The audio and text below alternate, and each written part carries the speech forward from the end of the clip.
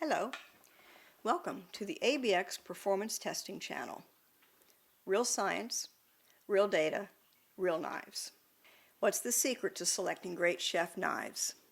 Most people think sharpness is everything. In reality, handle and blade geometry predicts how well a knife really cuts. Poor chef knife designs yield unnecessary levels of stress, strain, and hand damage, leading to debilitating injuries. Classic chef knife handles do not mirror the asymmetrical nature of our grasp. They lack the geometrical contours to amplify hand strength without risking deep tissue damage.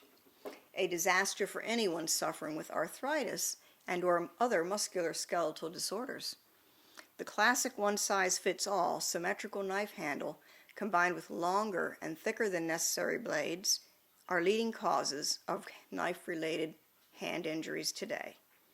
Millions of knife users endure high levels of deep tissue damage, developing repetitive stress, strain, and other debilitating injuries from daily knife use.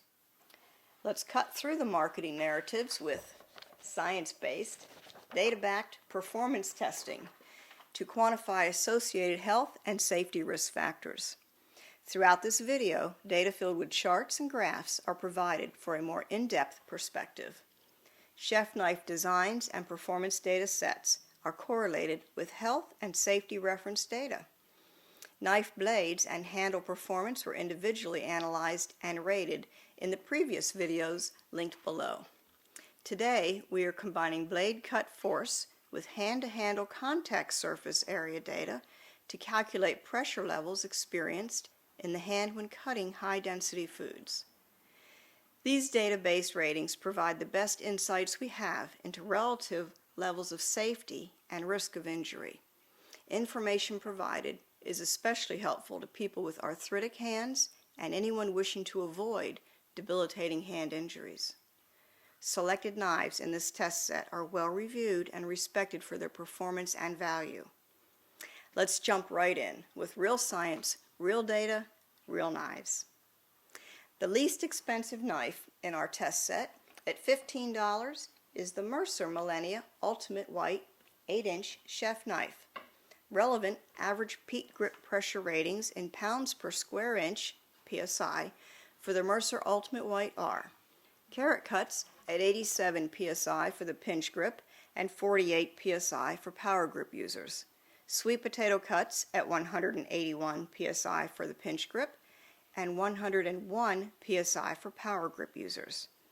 Let's see how these numbers compare to the rest of the knives in this test set. Individual test ratings are shown in graphs for each knife, food group, and grip style. These cut pressure levels seem relatively high. The question is, can cooks and chefs easily generate levels of pressure leading to debilitating injuries? Let's use well-documented biomedical and biomechanical information as a baseline to analyze this data. Healthy young women can generate 10 pounds of downforce at the handle, funneling 10 pounds through 1/10 to 1/20 of a square inch, yielding 100 to 200 psi. Healthy young men can generate 14 pounds of downforce at the handle. Funneling 14 pounds through 1/10 to 1/20 of a square inch yields 140 to 280 psi. For repetitive cutting tasks, we can reasonably assume fatigue leads to 50% reduction in force. More like 70 for me. That's 50 to 100 psi for women and 70 to 140 psi for men. Blood flow is interrupted, cells ruptured, and soft tissues are damaged at pressures below 2.5 psi. The bottom line is, we are totally capable of inflicting high levels of deep tissue damage using standard chef knives without cutting ourselves. Most people fail to take these injuries seriously, especially if over-the-counter medications allow us to repeat the task the next day. Don't even get me started on that. These debilitating injuries are often ignored, but occur at twice the rate of cuts and lacerations. Didn't know that, did you? The next chef knife tested is the Mercer Millennia 8-inch chef knife. Carrot cuts were completed at 111 psi for the pinch grip and 83 psi for power grip users. Sweet potato cuts were 193 psi for pinch grip and 144 psi for power grip users. Average peak grip pressures ratings are 152 psi for pinch and 114 for power grip, moving it into last place for pinch grip users and second to last for power grip users. You may have noticed we've omitted the infamous butternut squash from this testing sequence. No one should be reasonably expected to use any of these mass-marketed knives to cut a butternut squash. Most people generally lack the capacity to safely generate enough force to push-cut butternut squash as tested. Therefore, cut force averages only include test data from large carrots and sweet potatoes in an effort to provide accurate, useful, real-world data. The next chef knife we tested is the Mercer BPX 8-inch chef knife at $23. Carrot cuts are completed at 33 psi for pinch grip and 53 psi for power grip users. Sweet potato cuts are 57 psi for pinch and 92 psi for power grip users, moving it into third place for both pinch and power grip users. Next, the Mercer Genesis, a $39 chef knife. Carrot cuts were completed at 65 psi for the pinch grip and 109 psi for the power grip. Sweet potato cuts at 130 psi for pinch grip and 217 psi for the power grip, moving it into fourth place for pinch and last place for power grip users. Next, the Victorinox Fiberox Pro. Try saying that fast. At $44. Carrot cuts are completed at 23 psi for the pinch grip and 51 psi for power grip users. Sweet potato cuts at 43 psi for pinch grip and 96 psi for power grip users, moving it into second place for pinch and fifth place for power grip. Next, the Mac Superior Santoku, a Japanese-styled chef knife at $75. Carrot cuts were completed at 84 psi for the pinch grip and 42 psi for power grip users. Sweet potato cuts were 176 psi for the pinch grip and 88 psi for power grip, moving it into second place for pinch grip and fifth place for power grip users. Average peak grip pressures exceed relatively safe levels by 20 to over 100x. Okay, that's a problem for most of us. With this data, we could reasonably conclude real-world, long-term debilitating injuries are all but inevitable for many knife users. Next, the custom DBX Euro-styled chef knife with a thin blade and an 88mm handle designed to mirror an average man's hand size and geometry. With the understanding that zero-force, zero-risk chef knives are unrealistic, let's explore practical limits of custom knife design. The science-based, data-backed knife design was created and refined over the past years to optimize real-world cutting performance. Carrot cuts were completed at 1.08 psi, and sweet potato cuts require just 2.32 psi, average rating of 1.7 psi for a handle-centric pinch grip. Compared to the best mass-marketed chef knives tested, 5.2% of the rated psi for the best pinch grip chef knife handle design. That's 2.7% of the rated psi for the best power grip chef knife handle design. Wow. These are relatively safe pressure levels when we consider well-documented biomedical and biomechanical information available today. The DBX Asymmetrical handle and blade designs reduce pressure levels into relatively safe ranges by maximizing hand-to-handle contact surface areas and minimizing blade thickness. This knife fits my hand like a glove. This knife was made to fit Daniel's hand. Because the knife is sized to mirror your grasp, DBX handles absorb grip pressures evenly over large surface areas to avoid cutting off blood flow to muscles, nerves, and other soft tissue. Another benefit to these handle designs are a precise and consistent alignment of the blade, position, and trajectory to the hand, wrist, and arm. Muscle memory is quickly developed for precision cutting, with the benefit of reducing the risk of accidental cuts and lacerations. A win-win. On the other hand, mass-market knives we have tested with symmetrical handles and thicker blades have calculated peak grip pressures of 18 to over 90x. 90x. Oh. Thicker blades contribute to these requirements, but the symmetrical handles compound these issues by a 10x multiple. The main design issues can be described as mismatches between our natural asymmetrical grasp and the symmetrical handle, yielding relatively tiny, ineffective contact surface areas. Small, almost random soft tissue contact areas within our grasp are compressed at different levels, repositioning the knife as we realign grip pressure. Soft tissue covering the hand is constantly adjusting in an attempt to absorb and distribute pressures. These adaptive events often induce greater friction and peak pressure, generating higher levels of deep tissue damage. With high grip peak pressure levels inducing painful tissue damage, we continuously search for new ways to grasp the handle. Throughout this process, the relative position and trajectory of the knife blade to the hand, wrist, and arm is constantly changing.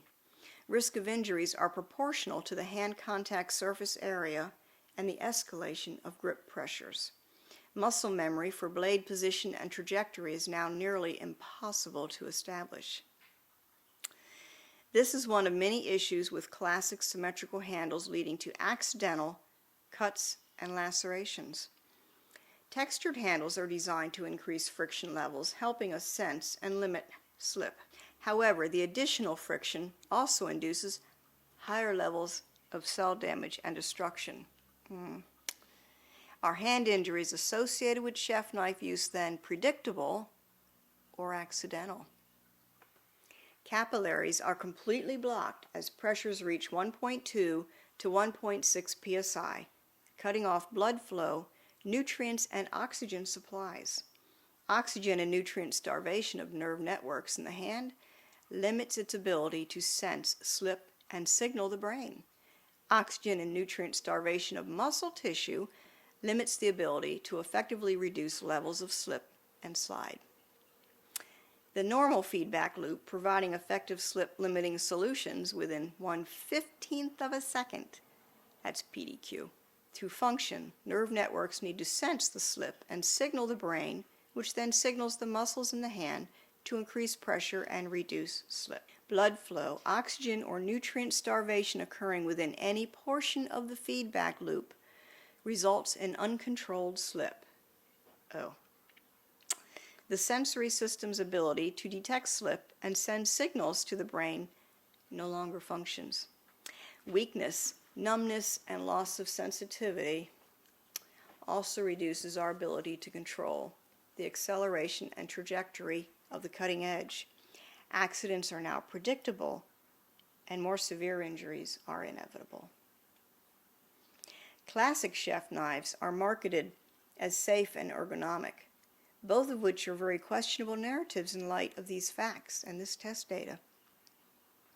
If we calculate the medical cost and inconvenience of a single hand injury, mass market knives are not cheap. It may also be wise to stop and think how difficult everyday activities may become with limited use of our dominant hand. Now, let's take a deeper dive into how and why so many seemingly accidental knife-related injuries occur. biomedical and biomechanical data provide a basic understanding of grip grasp pressure levels and associated risk of injury. Risk of both internal and external injuries are relevant to the combination of grip pressures and friction levels. Blood flow is progressively restricted and shuts down as pressures increase.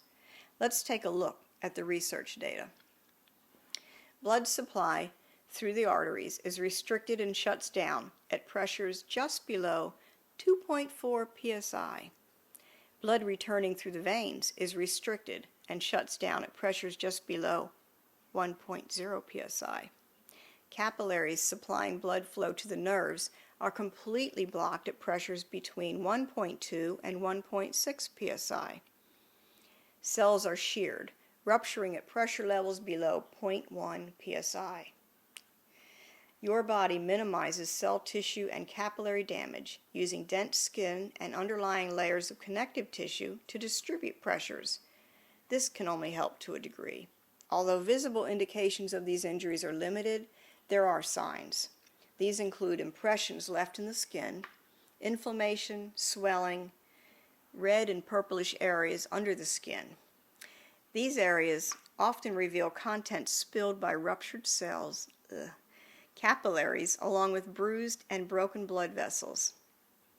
In pinch grip testing on classic chef knives with symmetrical handles, we are able to visually confirm these issues. Concerning levels of hand damage were observed in a 15-second pinch grip test where we applied 2 psi of downforce to the cutting edge. Deep tissue damage, including several ruptured capillaries with internal bleeding, were visible.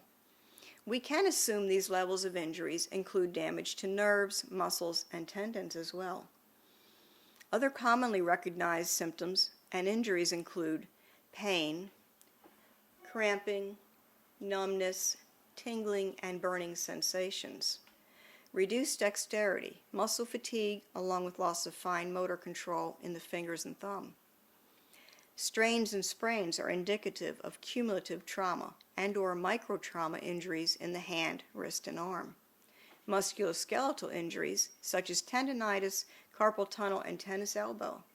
Although these injuries are less visible and dramatic, they occur at twice the rate of cuts and lacerations. Bet you didn't know that. The longer we subject our hands to these high pressure levels, the more we disrupt these wounds and the less healing we experience. This leads to more serious cumulative injuries. In addition to all of those side effects and injuries, we must consider broken sensory systems and feedback loops, which may not heal. To summarize what we currently know, ergonomics is not always a luxury. It may be a necessity for anyone using knives to perform repetitive tasks at home or work. This also includes individuals with hand injuries, such as arthritis, and the elderly who wish to maintain their independence. Fortunately today, custom DBX asymmetrically handled knives, sized to fit 95% of the population, are available. This one fits my hand. See, has my name on it. It's mine. These culinary knife designs are the result of 5 years of research, design, development, and knife testing. Compared to mass-marketed knives we tested, DBX knives reduce average peak grip grasp pressure levels by 94 to 99%. 94 to 99. Reducing intermittent peak grip pressures below 2.5 psi virtually eliminates levels of deep tissue damage. In reality, there's no question if deep tissue damage will occur when using culinary knives. It's how much damage occurs. The best case scenario, we limit tissue damage to recoverable levels. Most debilitating knife-related injuries are the result of repetitive and/or high levels of deep tissue damage and destruction. Cuts and lacerations are memorable, though they represent only a distant second-place risk. To summarize, risk of injuries are proportional to hand-to-handle contact surface area and the escalation of grip pressure. There are many ways to reduce grip pressures. All of them will reduce levels of hand damage. When we consider first principles and well-documented aspects of human biomechanics, there is only one way to significantly reduce peak average grip pressures to relative safe levels. Use an asymmetrical knife handle, which closely mirrors the size and natural grasp of your asymmetrical hand. This research has been performed at our own expense. If you are interested in the subject matter, please like, subscribe, comment, and share to help us grow the channel. If you have questions, ideas for new videos, or information to share, please leave a comment. Future videos will be based on viewer questions and suggestions. Thank you.